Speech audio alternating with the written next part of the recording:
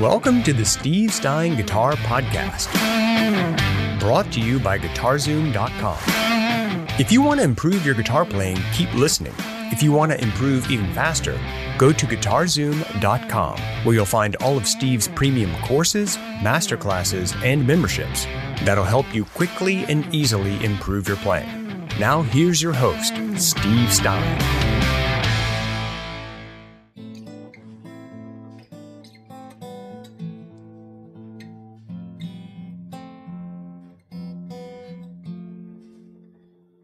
You listen to much Lindsey Buckingham? Not as much as I should. I just love his playing. Great player. Yeah. Steve Stine, how are you, sir? I am good, Dan. How are you? I'm good, man. Hey, thanks for being here. Appreciate it always. Thanks to all of you for being here and joining us. Steve and I are always amazed when anybody shows up to anything that we do. We're happy and excited to see you. Thank you for being here. Today we are going to be doing another acoustic guitar workshop for you. We're going to be talking about playing off the beat, a little bit of syncopation, and today we're going to be studying a song called Rhiannon by Fleetwood Mac, which is going to show you this idea. If you want to learn how to do that, keep watching. If you want to learn how to play your acoustic guitar, take it to a complete new level, you can check out Steve's new course. It's called Acoustic Guitar by Steve Stine, available at GuitarZoom.com. Take it away, my friend. All right. Well, I'm going to play the intro to this song, just the little beginning.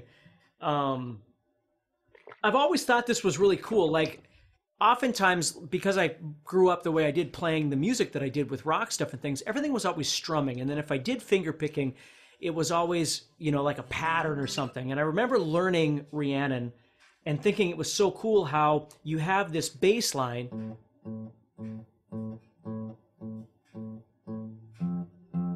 And that's all it is. But then you've got this melody that's going on top of it. And sometimes the melody lines up with the notes that you're picking with your thumb, but sometimes it doesn't. So you got to be really careful. You got to really concentrate when you play and learn how to play both on and off the beat. So for instance, what I'm doing here, let me just break this down. So I'm going to take just the A part. So I'm playing just the A, the note A, the fifth string there with my thumb, just constant. I'm going to slow it down a little bit, but.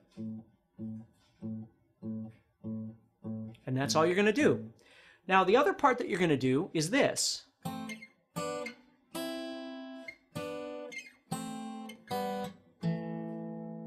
So what I'm doing there is I'm starting off with an A minor. I'm playing 1 and 2, second string, third string, first fret, and second fret. And I'm just moving it up a whole step. And then I'm going to the 5s. So that's the first thing I'm doing. And the rhythm would be... So if I think about my bass line, the first one I pick would be all together, but the next one happens in between the bass notes. So I have to pick this with this chord. This one happens in between, so I just pick these two, and then I go back to my thumb again. So it's not like it's together. You've got to get used to being able to play on the offbeat. So that's the hard part. That's going to take a little while to get this. That's why I think it's just so much fun. So if we just break it down in little pieces, we have bum, bum, bum, bum. And then we have... So let's put those together. So what they're going to sound like is this. And ultimately what's happening is I'm playing all three of these together, right here, all three of these strings. Then I play this bass note, and then this, and then a bass note. So the only time they're all together is on the very first one. Okay? Now I'm going to work my way backwards. And when I work my way backwards, I'm going to go to this 3 and 4, play them all together, and then back here and play all those together. So I have...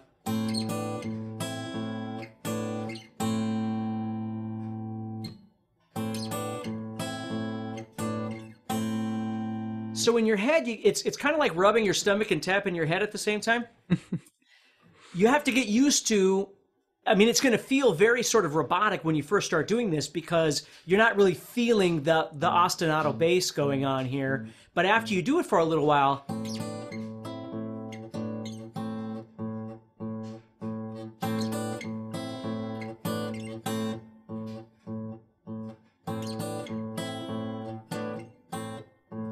you see, you got to keep that going. So it's a great little thing to practice if you're into finger picking and that sort of thing. Is not always, you know, we build patterns. And we've talked about that before, and we talk about it in the guitar course. We've talked about it in one of the sessions that we did as well, where this is entirely different because it's a pre-constructed idea, right? You actually have to practice this. You're not just improvising an idea.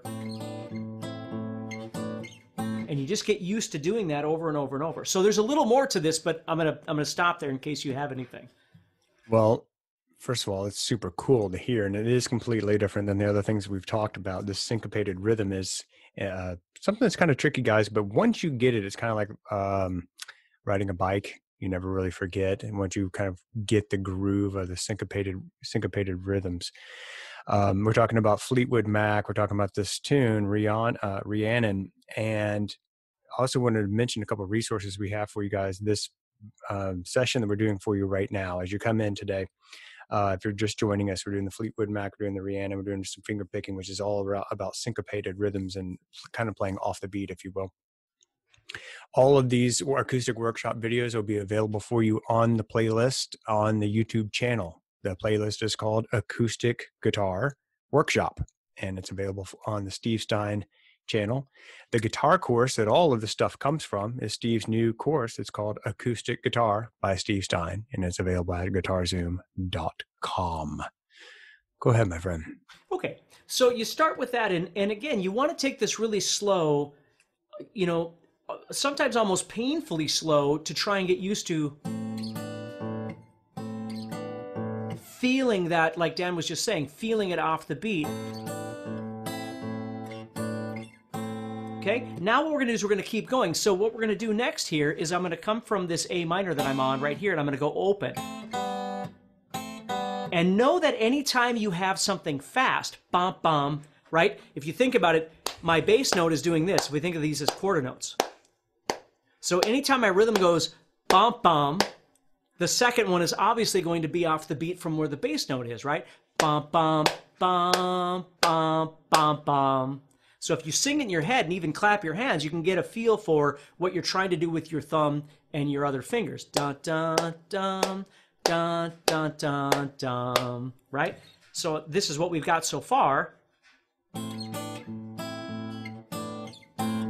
Well, that is going to be off from the thumb, right?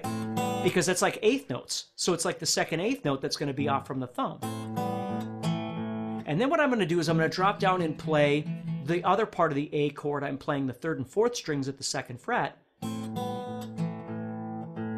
And again, it's on the offbeat. So if we think about it, bum, bum, bum, bum, bum, bum, bum.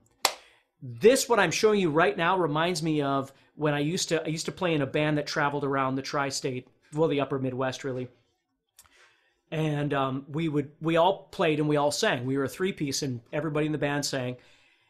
And some songs you'd sing are really, really easy with your guitar, but some songs you'd sing like your guitar is doing something completely different than your voice is doing.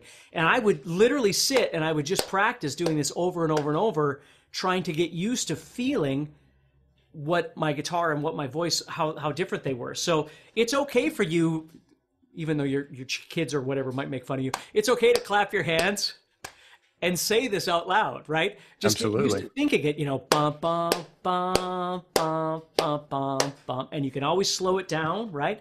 So as I'm going,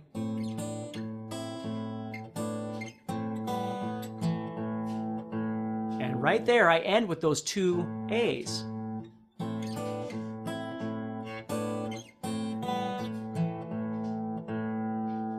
Okay. Now I can teach the rest of this little intro, Dan, or if you think that's enough, but that's what we've got so far, is just, you've got to break each part down as you go. And what I remember doing with this is I would practice just I would just add one each time. And then like that was my safe space. When I get to that one, they all converge together. And I would just keep practicing that. Well, the next one, they're together as well.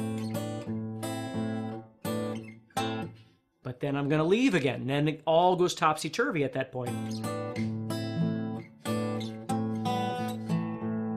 I don't say topsy-turvy near enough. That's going to be my new word. You're going to hear it every lesson I do. It's a great word. Yeah. But that's the beginning. That's the first part. Something just leapt to my mind when you were playing that. Guys, I think one of the things that's really easy for us to do as musicians, guitar players, is to get overwhelmed by putting too many things together at once. And so what Steve and I always talk about is this, when you're learning music or you're learning a new technique, or in this case, this finger picking syncopated rhythm thing, don't try to do everything at once. Break it down. Remember back in the grade school, the lowest common factor or the lowest common denominator, right? Was the greatest common factor, the lowest common denominator. Like, how can you reduce this equation down into its simplest possible form?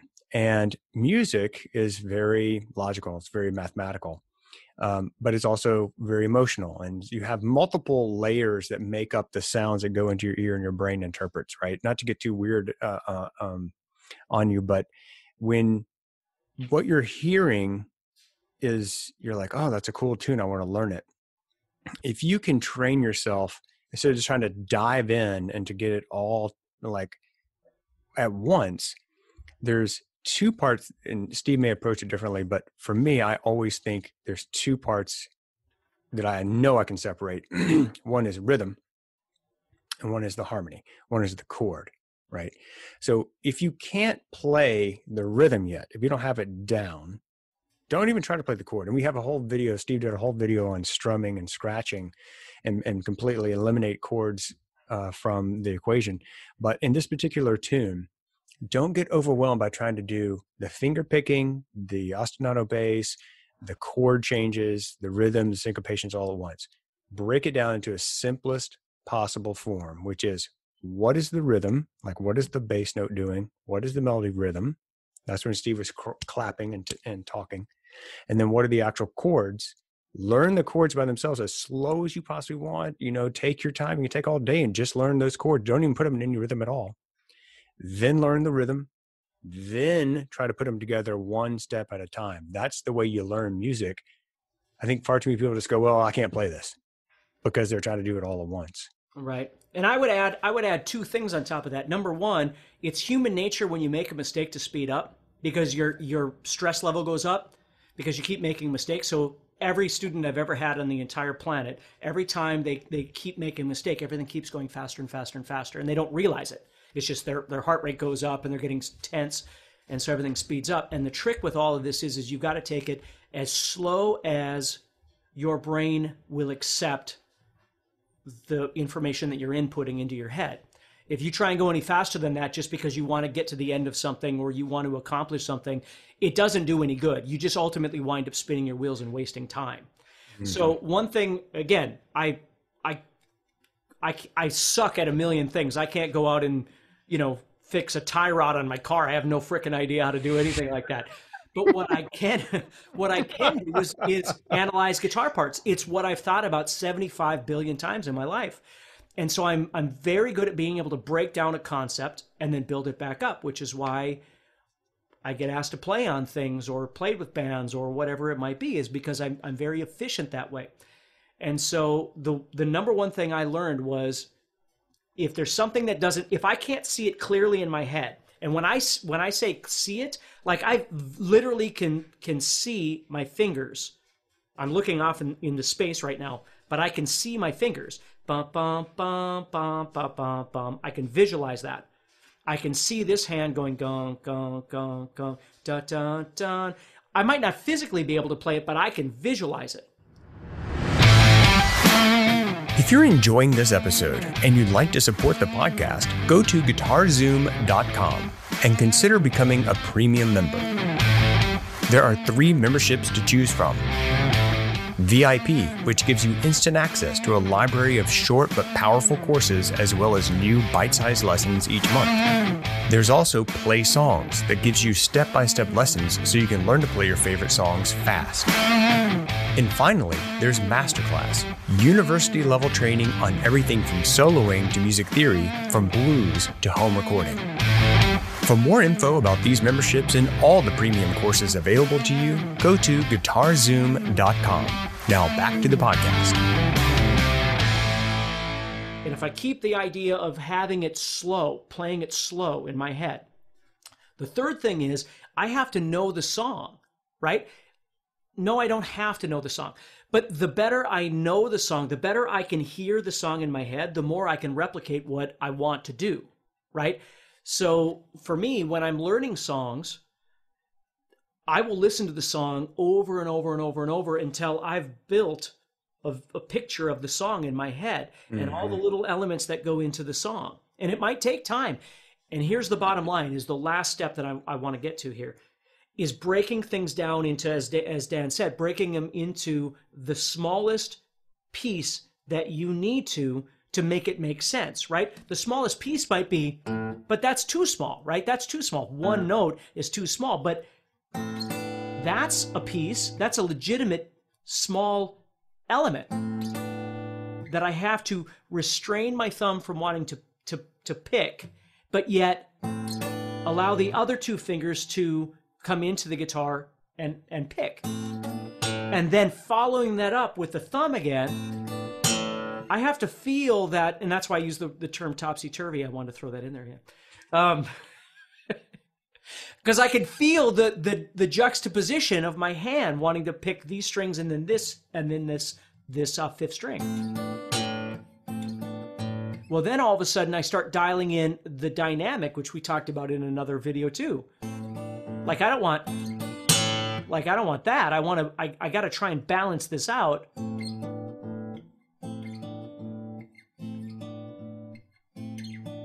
Right?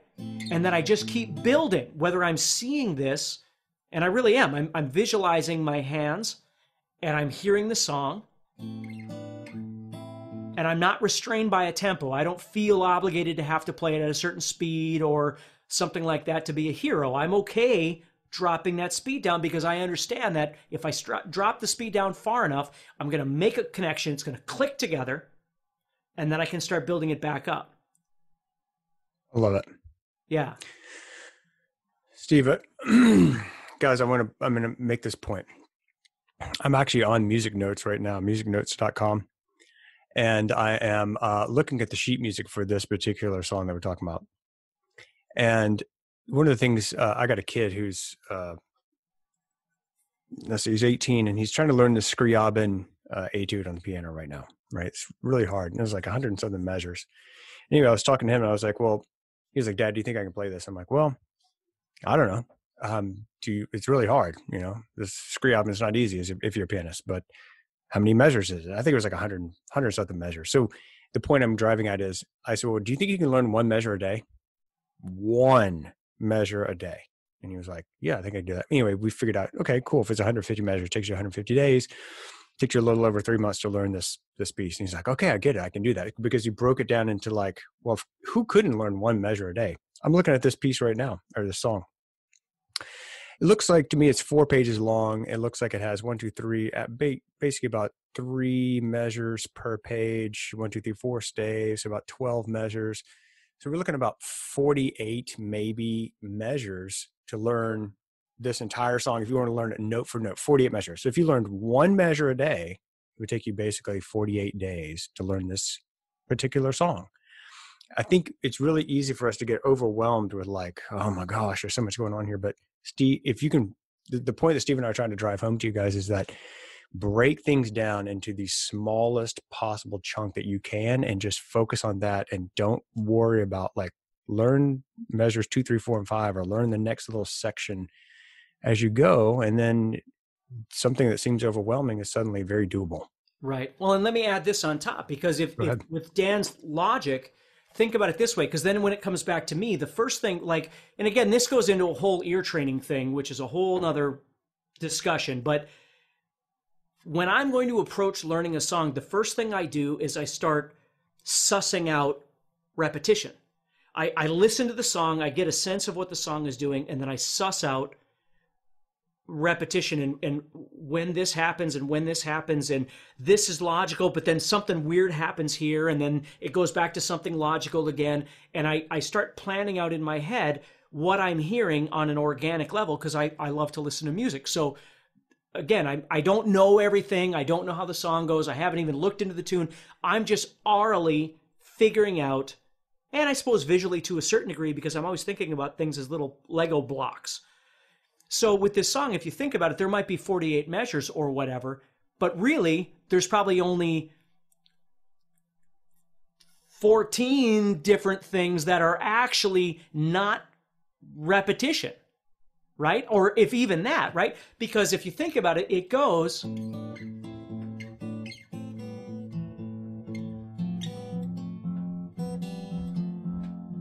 and it does it again. And she hasn't even started singing yet. So now Stevie Nicks comes in. I can't do her voice, but there you go. And again, right? So we're already 20 some seconds, 30 seconds into the tune, and we haven't even changed anything yet. Yep. So that's another element to give you hope in learning these songs, is that you're not just learning measure one, you're learning a measure one or a measure two or a measure three or whatever combination that might be that's going to get repeated throughout the song. You know, there are those rare songs where they start and they go and they never return to anything. Like they make a forward motion and they never come back to anything that is memorable. The truth is, music doesn't usually do that, because we like repetition. That's why we listen to music. That's why we sing songs, right?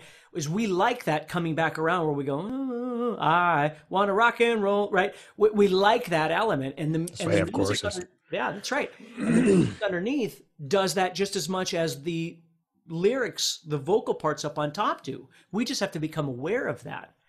So anyway, that's super cool. Yeah. No, this is great, man. I'll throw this out there too. This is something someone taught me years ago. I grew up in the classical world and it made a lot of sense then. This may or may not resonate with you guys, but I used to have a whole set of colored pencils.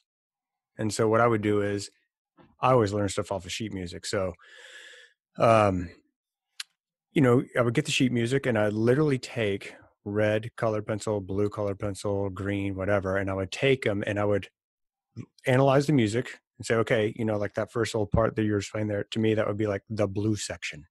And I would literally take my colored pencil and color it. And then the next little section, let's say a section we call green, I would literally color that. And then what would happen for me as I'm learning is I would actually, when I got away from the sheet music and I was actually playing it, I could literally say in my head, there was a connection in my brain between green, like this is the green section. Okay. And I immediately knew what that meant. This is the red section. And so as they're coming through, I'm kind of seeing these color patterns in addition to the kind of muscle memory that I'm building as well. And it helped me retain and remember and memorize things if I could associate the color with it, with also the sound. It's just one more element. Maybe that helps you, maybe it doesn't, but there's lots of different little mind tricks that you can use. But the big point is to recognize that these patterns are coming up over and over again. These chord progressions happen over and over again. The rhythm doesn't necessarily change, you know, it's going to got that same kind of driving beat, especially with rock and roll and blues and pop music and stuff like that. Right. And that's one of the things about efficiency when learning songs, is that you've got to become aware of, you know, I've always called them red flags. You've got to be aware of the parts within the song that you're trying to learn that are clear. And by clear, I mean you can look through the window and you can see outside perfectly clear, right? That's what I'm trying to do with a song in my head, is I'm trying to visualize the song clearly.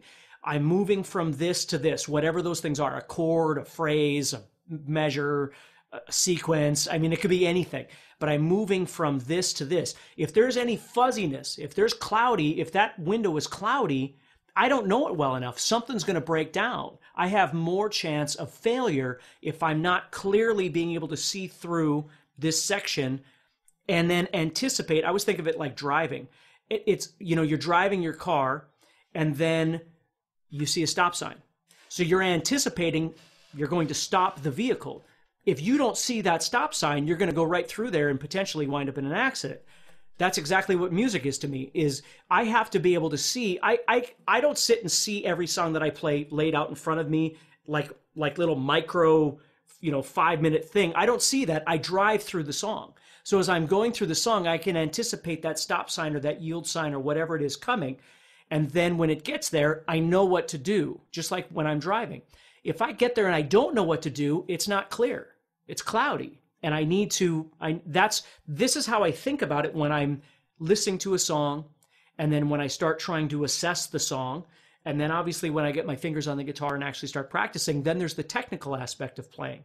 But that's how I've always thought about it. And for me, what I've always taught people is red flags. Red flags are little markers that you put in different various parts of the song that are giving you issue. They're the cloudy parts, so you put a little marker there. And you're learning the whole song and everything's coming together, but that darn spot right there, or those two spots right there, those are your red flag spots that are going to need more time, more patience, more, whatever you want to call it, to get those ready and prepared. Like when you play on stage a lot, you don't have a lot of room to be making all kinds of mistakes. You can laugh about them, and they do happen once in a while, but let's be honest, the less mistakes you make, the more gigs you get, right? So that's what I do with the songs that I learn, if that kind of makes sense, kind of going on top of what Dan said with the color too. It's absolutely true. Thinking about those sections differently and then being aware that something's happening, a change is happening. Yeah. Here's an idea for you.